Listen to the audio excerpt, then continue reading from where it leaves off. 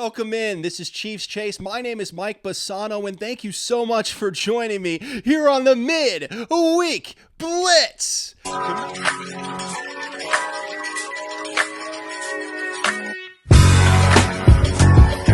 The MidWeek Blitz is where we get you ready for everything Chiefs. We cover all the storylines from the week and get you prepared for the upcoming game as the Chiefs this week head to Denver to take on the Broncos. And there's a lot of caveats going on with this game.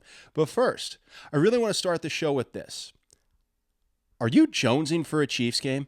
I'm jonesing for one, man. I got so excited. Like, as much as I hated the NFL scheduling the Chiefs 3 games in 10 days, because I think it's irresponsible and it's dangerous for the players. But with that said, we got to watch 3 Chiefs games in 10 days. They were all victories, and the final one was on Christmas Day in Pittsburgh against a playoff team where the Chiefs clinched the number 1 seed. That got me so fired up. Now we're 8 days without a Chiefs game. We got a few more days to wait. Man, I can't stand that. I'm jonesing for a Chiefs game, man. I want to go out. I want to go watch a Chiefs game. I've been watching highlights. I've been watching playoff run from last year, even the year before. I'm going back and watching old stuff. I watched a James Hasty pick 6 against the Raiders. Like, I'm all over just watching random Chiefs things because I'm jonesing for a Chiefs game. We had those 3 games in 10 days, and they could not have gone better for the Kansas City Chiefs. Like, that's what's so cool about those games. They went so well for the Chiefs, and relatively healthy coming out of those 3 games. In fact, I think the Chiefs are a little healthier now than they were to start that 3 games in 10 days. They've got some guys back. So that's exciting. And it makes me just kind of jones for a game, man. Got to wait a few more days, though. And in a few more days, the Kansas City Chiefs are going to take on the Denver Broncos. Also, controversy right now surrounding the Chiefs' kingdom that I just don't quite understand or even care about, but we'll discuss it coming up here in just a few minutes. First, though, I'm conflicted this week, man. I'm conflicted. I don't want the Bengals in the playoffs. I don't want Joe Burrow in the playoffs. He's been phenomenal this year. Chase looks like he might be the best wide receiver in the NFL. There's a lot of reasons to not want the Bengals in the playoffs and a lot of reasons to let the Denver Broncos win on Sunday in Denver. But I hate them so much. I hate the Broncos so deeply that the idea of just letting them win, it makes me physically sick. I never want the Broncos to win. I root against them actively every single week, and I have since John Elway was their quarterback. So I can't really wrap my heart around the idea of just letting the Broncos win. What I really want is for Carson Wentz to rain fury on the Denver Broncos and blow up their entire postseason and send them home crying. And that's what I want. I've been conflicted. But I'd rather have Joe Burrow in the playoffs going to Buffalo in the first round with a chance to just ruin the postseason for the Bills, which would be really happy. I know that means that if they do that, the Bengals would come to Kansas City the next week. I don't love that. But as good as Joe Burrow has been playing, as well as Chase, and really the whole Bengals team, they've been a hot team.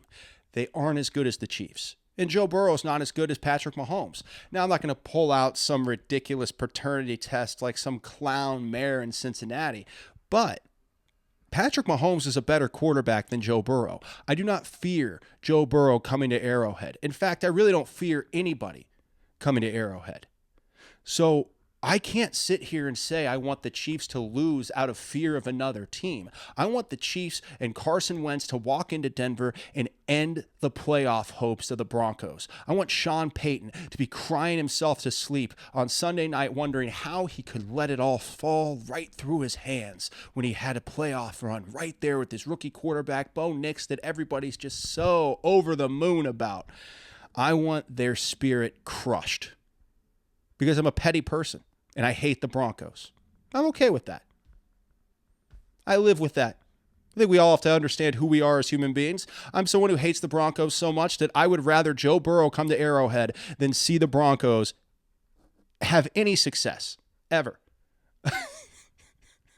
I'm dead serious. If they just exiled the Broncos out of the NFL, it'd be one of the greatest days of my life. Because I grew up with John Elway crushing the Chiefs, and it killed me. So now, even to this day, I hate the Broncos. I hope everything bad ever happens for them, and I want the Chiefs and Carson Wentz to tear them apart. There we go. I got over it. I was conflicted, but now I'm not anymore.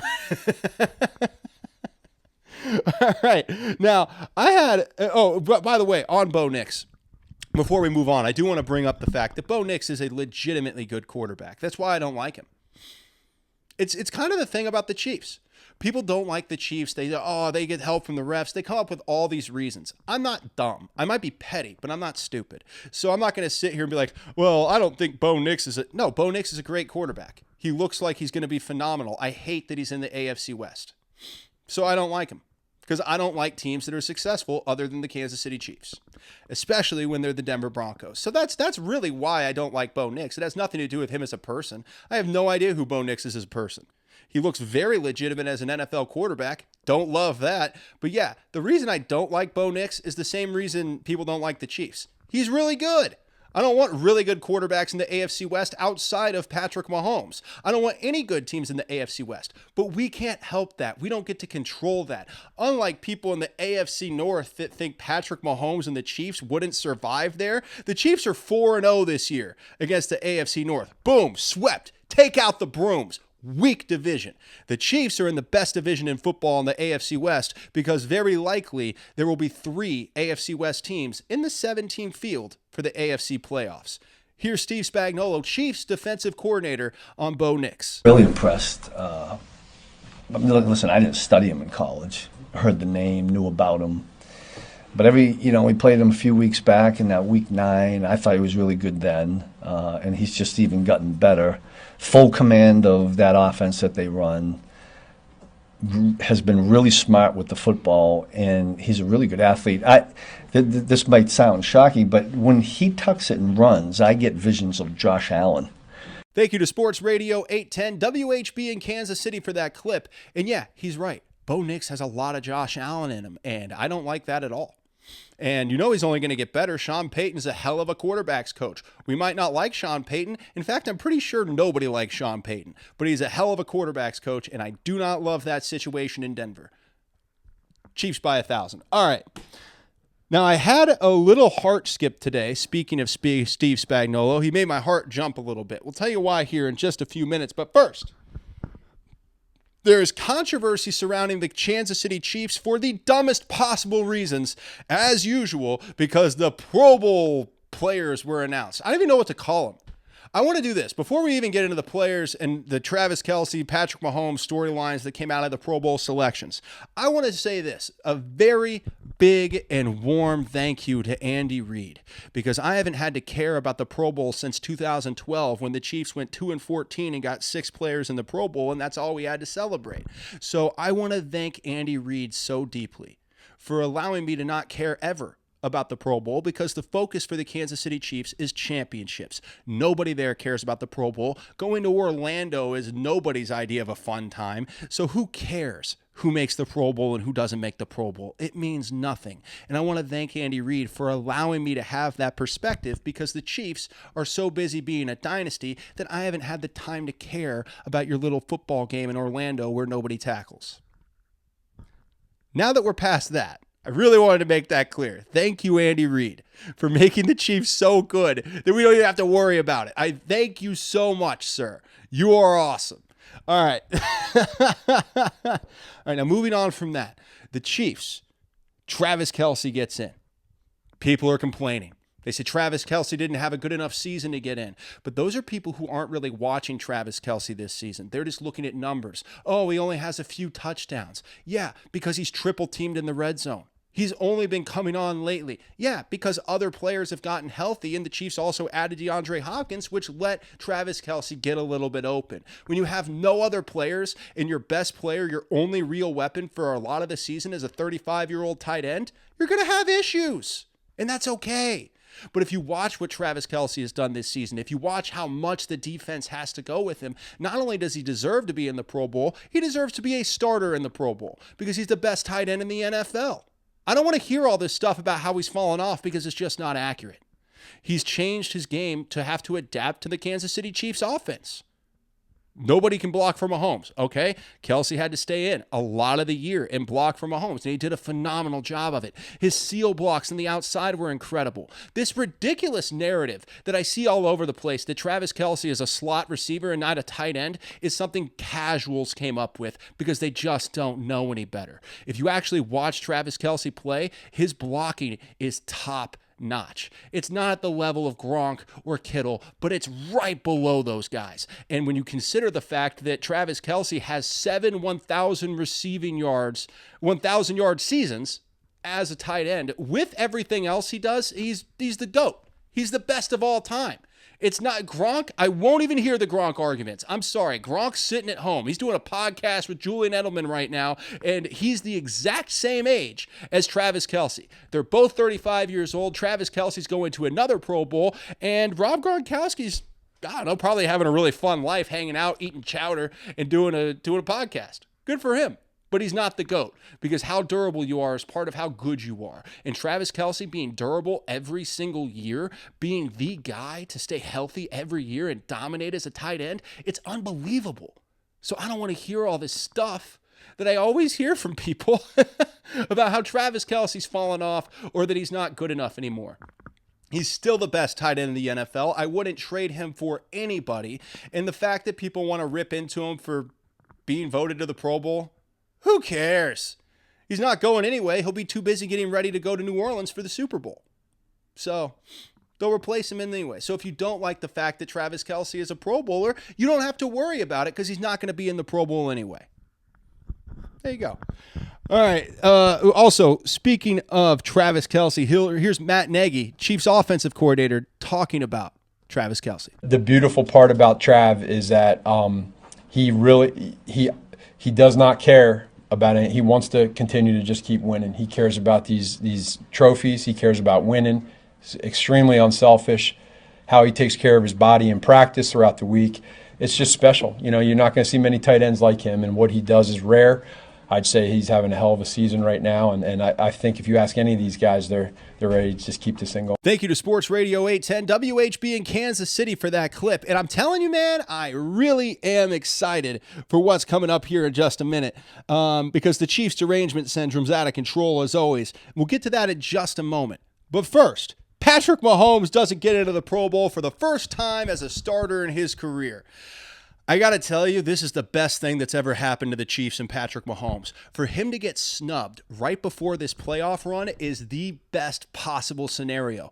We're talking about a guy that when in his first year as a starter, when he went to Chicago, because the Bears passed on him, they took Mitchell Trubisky instead of Patrick Mahomes. He tore the Bears apart and then counted on his fingers to 10 the position that he was drafted, because how could you ever possibly pass on Patrick Mahomes? Now you got some guy who paints his nails and wins 4 games, but you passed on Patrick Mahomes.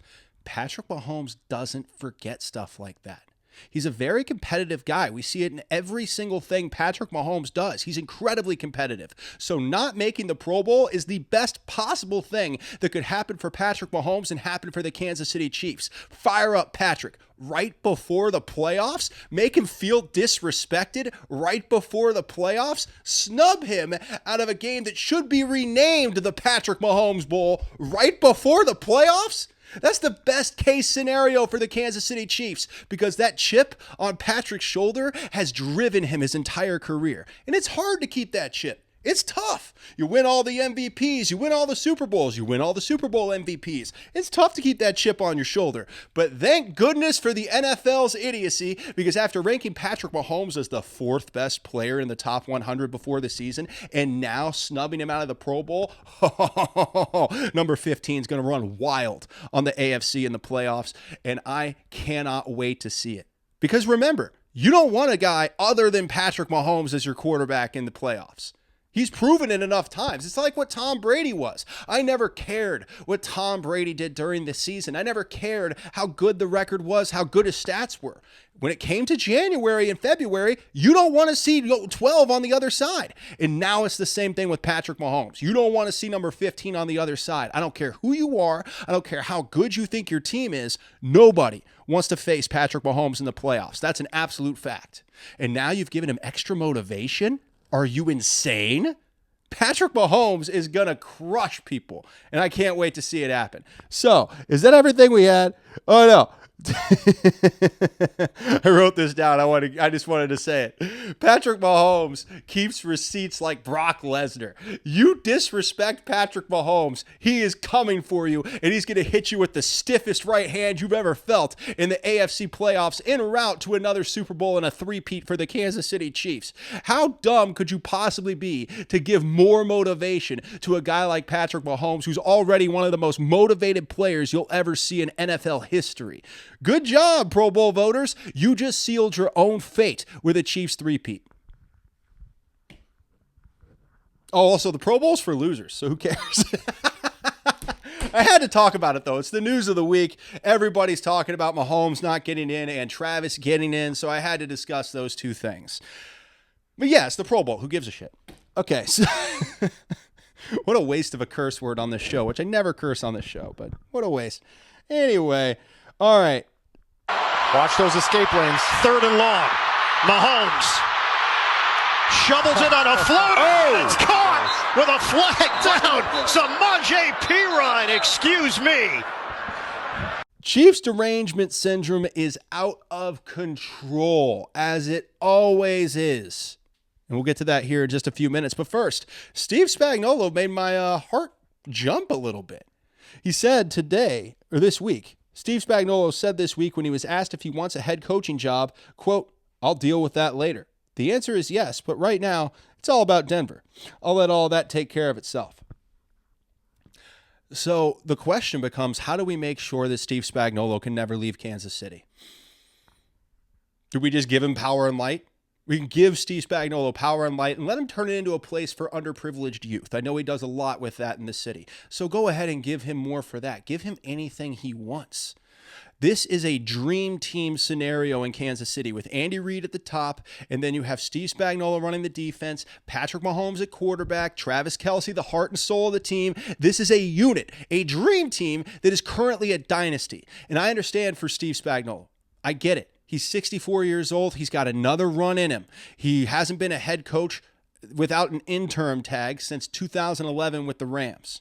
And his head coaching record is 11-41. So I understand why Steve Spagnuolo would want another shot to be a head coach. Absolutely, I get that. But I'm just saying we need to give him everything imaginable to try to keep him as the defensive coordinator in Kansas City. Nobody can do it like Spags. Okay, we saw it in 2018. There's a reason the Chiefs went and got Steve Spagnuolo after the 2018 season is because they couldn't stop a nosebleed. What Spags does to opposing quarterbacks should be studied by everyone who loves football forever. That's how incredible he is as a defensive coordinator. And I understand there are going to be a lot of offers for him to be a head coach. And I understand that at his age, with everything that he's already accomplished as a defensive coordinator, taking one more stab as a head coach would be very attractive to Steve Spagnuolo. I understand that 100%. I just don't like it. I don't want him to leave.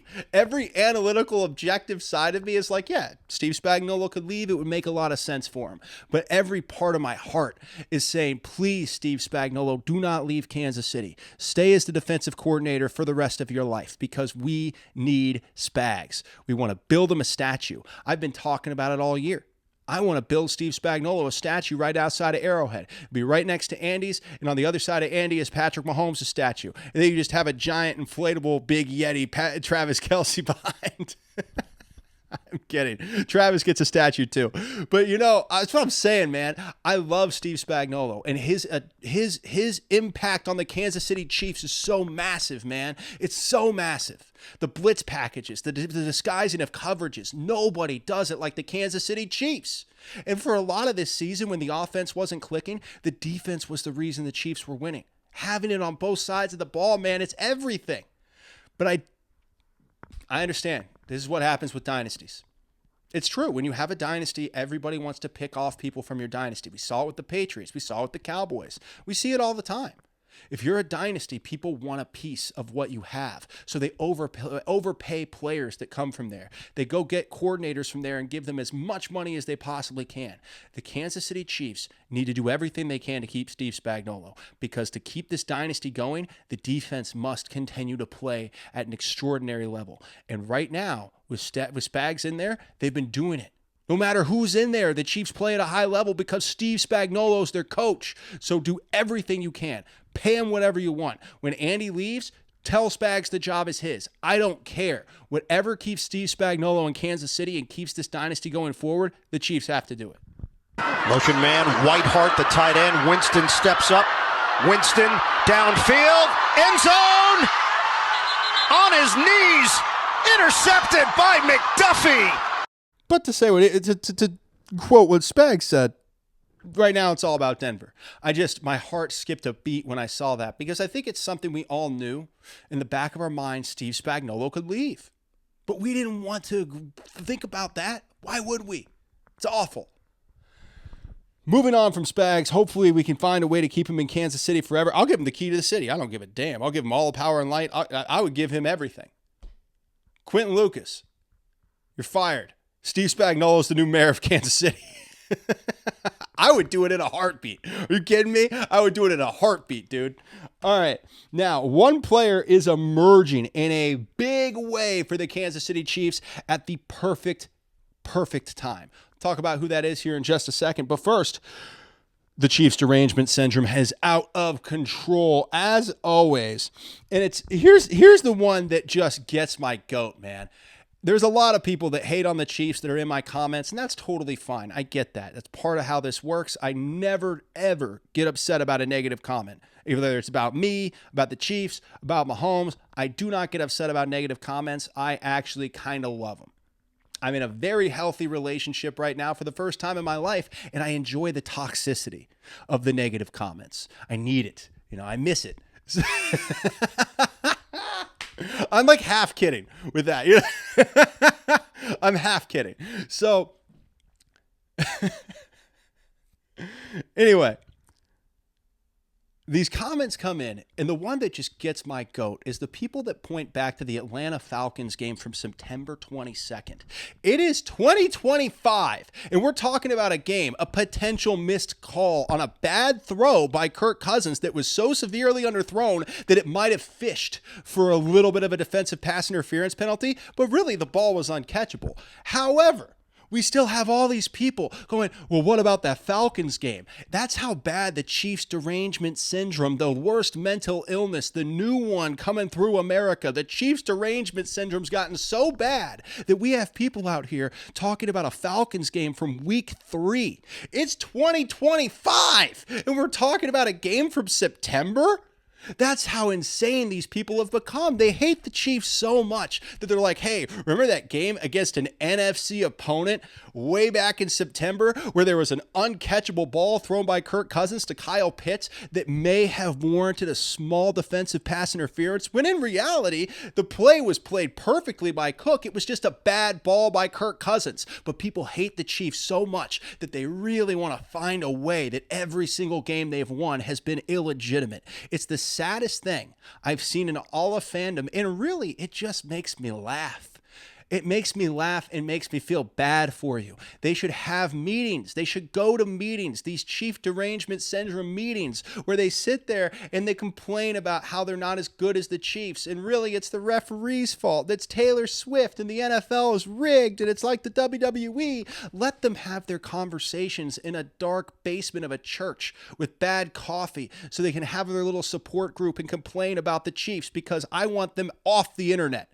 Just get them off the internet and into a dark space where no one else can hear them, and let them sit in a little echo chamber where everybody just feeds into their delusions about the NFL being rigged and the referees favoring the Chiefs. Let them have that so that we can have some peace. What else do we get to with these guys? Being liked for losers. That's just the truth. I'm sorry. I know it's such a weird thing to go off of, but follow me on this. Being liked is for losers. Nobody liked the Patriots when Tom Brady was there and they were winning all the Super Bowls. Everybody hated them. Now, who talks about the Patriots? People just feel bad for how bad the Patriots are. They feel bad for Drake May being drafted into that terrible situation. So now that the Patriots are losers, nobody dislikes them. So being liked is for losers. When you're winning, everybody hates you. And the thing about the Kansas City Chiefs is they don't have a scandal. There's no Chiefs scandal. There's no Spygate. There's no Deflategate. So instead, when you don't have a scandal, do you know what people do? They make scandals up. They say, oh, the referees are favoring them. The NFL is rigged. Now, because there's no scandals to point to, there's nothing showing that the Kansas City Chiefs have ever done anything underhanded, they have to make up scandals. It's so pathetic. And it shows you that being liked is for losers. Winners are hated, right? Imagine, think about this. How do you feel as a Chiefs fan about Bo Nix? I hate him. You know why? Because he's really good and he plays for the Broncos. So I hate him. I don't know anything about him as a person. I know he went to Oregon.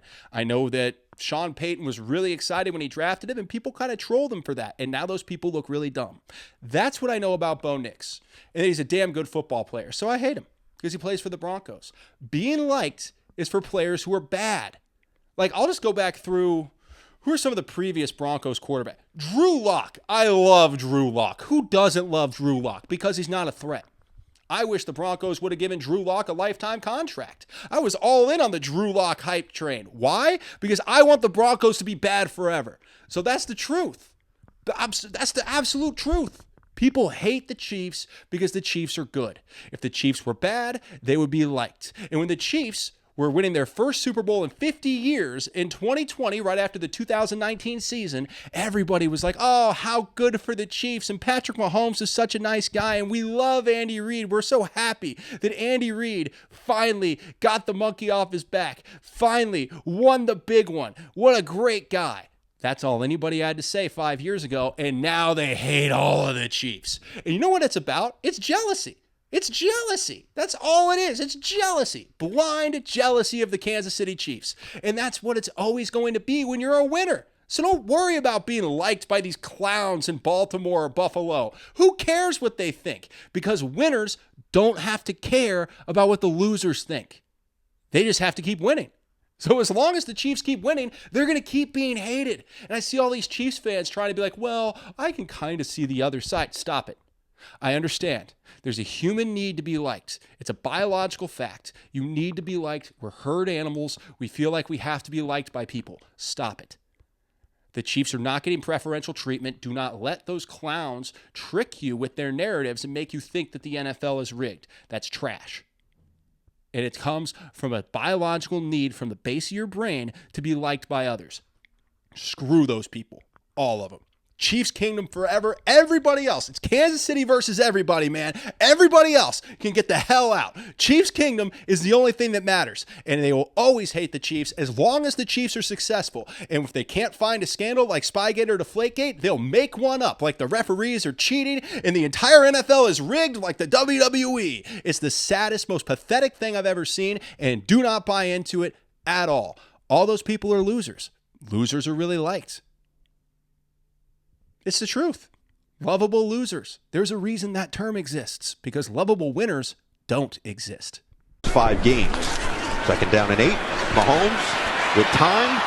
Nearly tripped. Mahomes, first down. Mahomes, touchdown. What bum ankle. 15 yards for number 15. Boom. I like that. I just came up with that. Lovable winners don't exist. That's solid. I like that line. All right.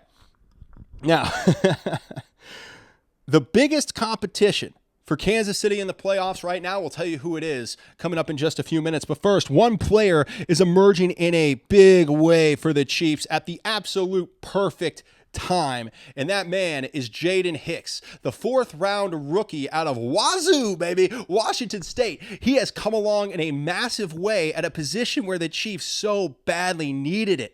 The Chiefs needed that secondary to get better, and guys like Jaden Hicks, guys like Joshua Williams, they have elevated their games and become significantly better in a situation where the Chiefs so badly needed them to.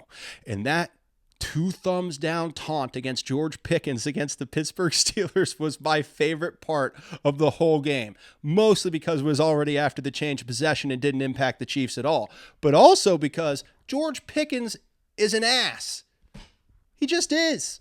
Every time he does anything on the field, to the media, in the locker room, you see him walk off on a question about Russell Wilson. The guy's a problem, and I can't stand him. So to see Jaden Hicks, a fourth-round rookie, go up against George Pickens, who is widely seen as one of the greatest wide receivers in the NFL, and not only have him son George Pickens, but then give him the double thumbs down, that gave me so much fire and so much life. Jaden Hicks, welcome to the kingdom, man. That guy has stepped up in a major way at the best possible time for the Chiefs. They're going into the playoffs.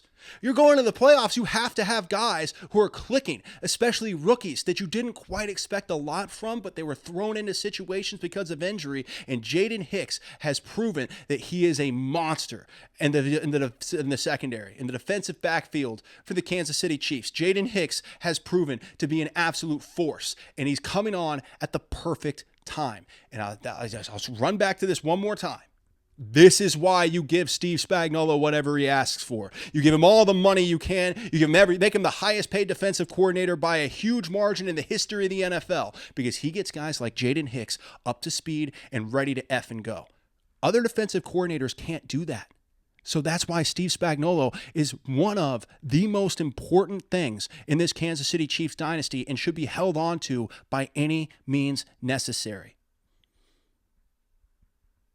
Within legal means. Yeah, there we go. That's safe, right? Yeah. As long as it's legal. Keep Steve Spagnuolo in Kansas City no matter what. Boom. All right. This is supposed to be more about Jaden Hicks, but no, it just made me think, like, yeah, every year there's some rookie in the secondary, somebody who comes along who just ends up elevating themselves. We see it on the defensive line. We've seen it at linebackers. The Chiefs' defense, top to bottom, is so good every single year. Who do you think does that?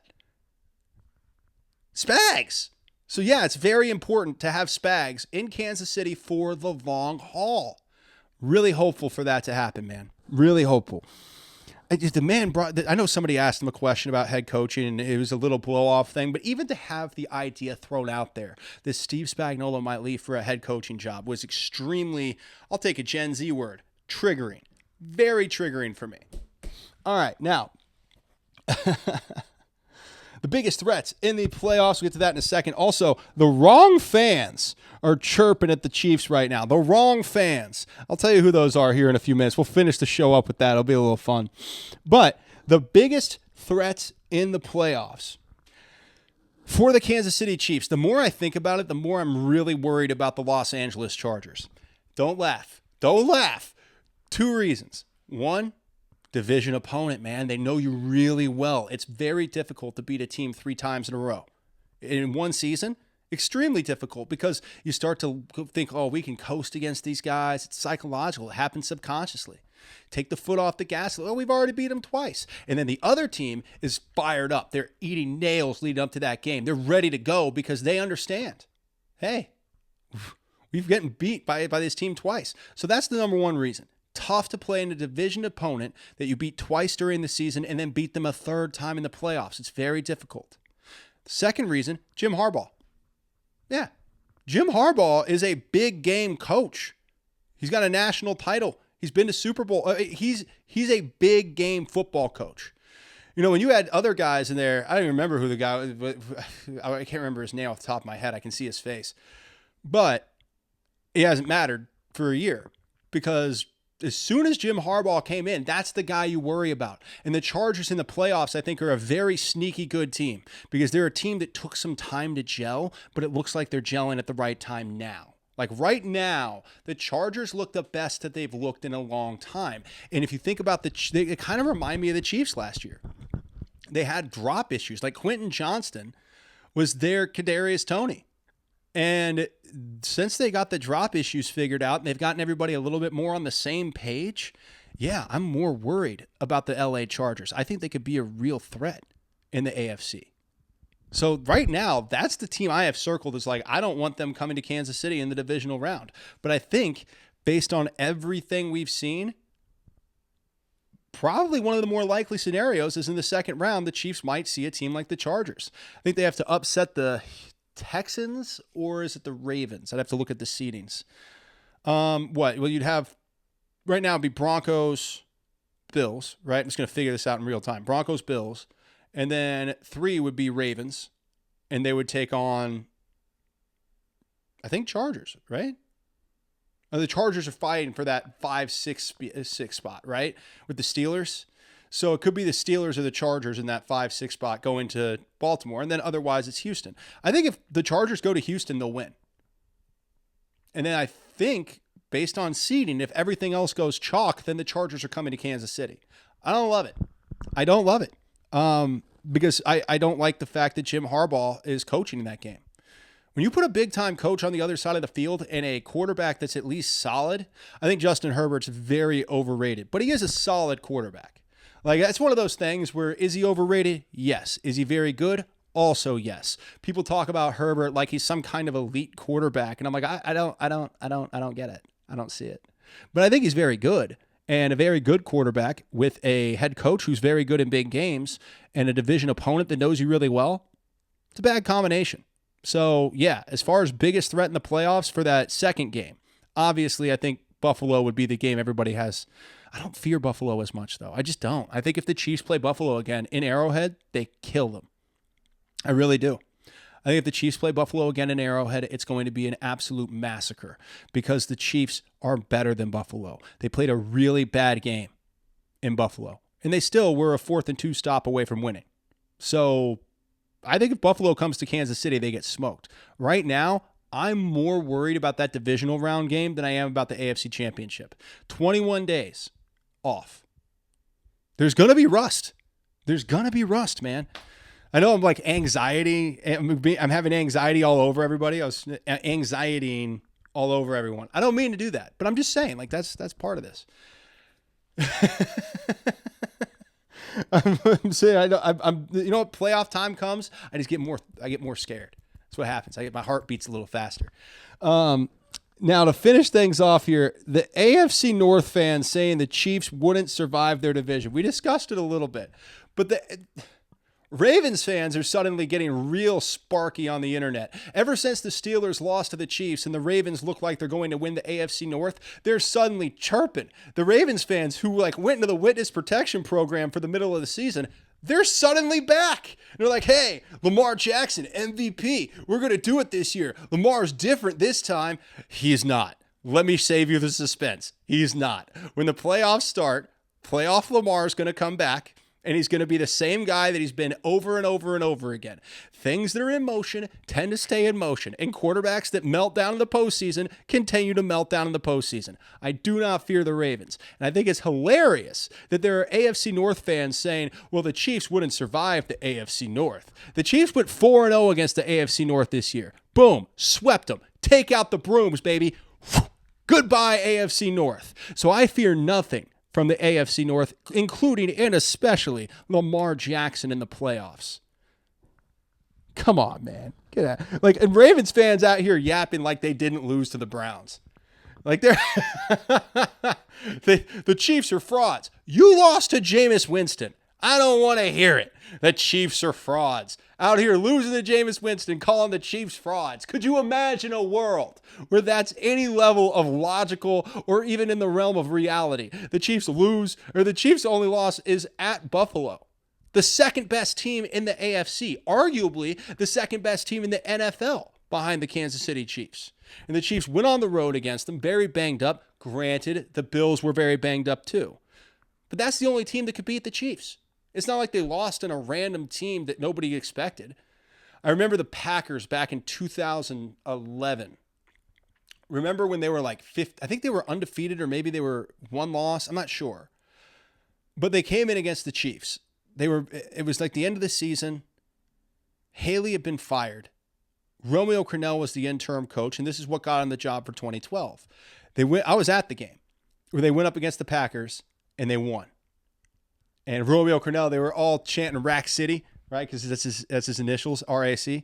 So they're all chanting Rack City. Also, the Tyga song, if you remember that reference from 2011. It's hard, man. When you get older, like you're like Rack City. Everybody knows that. It's like that was 13 years ago. Rack City's 13 years old. So no, everybody doesn't know that. There was a song by Tyga called Rack City, where it was Rack City Trick, Rack City Trick. And the Chiefs were chanting that as they went in the locker room because they love Romeo Crennel. But that was a game where it showed that the Packers weren't that good because they lost to a team that was not that good. The Chiefs lost to the Buffalo Bills in Buffalo. There's no reason to think the Chiefs are frauds. And anybody who says that is really just, it's sad. They're lying to themselves, probably. Like when people call the Chiefs frauds, I think they believe it. Like they're lying to themselves. I really believe that when people call the Chiefs frauds, they believe that the Chiefs are actually frauds, which is kind of sad in a lot of ways, but also a little bit hilarious because how could you be so delusional? How could you be on the internet so much that you actually start to believe some of these ridiculous narratives about the NFL being just like the WWE? However, that said, it would be fantastic if Stone Cold Steve Austin interrupted the game, gave Bo Nix a Stone Cold Stunner in the middle of the field at Mile High, and the Chiefs walk out victorious with Carson Wentz being the reason. That would be the greatest New Year's gift you could ever possibly imagine. Well, other than Georgia getting beat by Notre Dame. I am not an SEC fan. All right. Hey, this has been the Midweek Blitz. Thanks for having fun. It was a little bit of a bumpy ride, I think, at times. But I had fun. I had a blast, and I hope you did too. And my name's Mike Bassano. Thank you so much for spending a little bit of your night with me, or your day, or your evening, or whenever you're listening to this. Thank you so much for spending some time with me. I appreciate it. I appreciate you, and I hope you really enjoy the game. And go Carson Wentz. Beat the Broncos. I don't care who gets in otherwise. I just can't stand the Broncos winning. Awesome. Have a great week.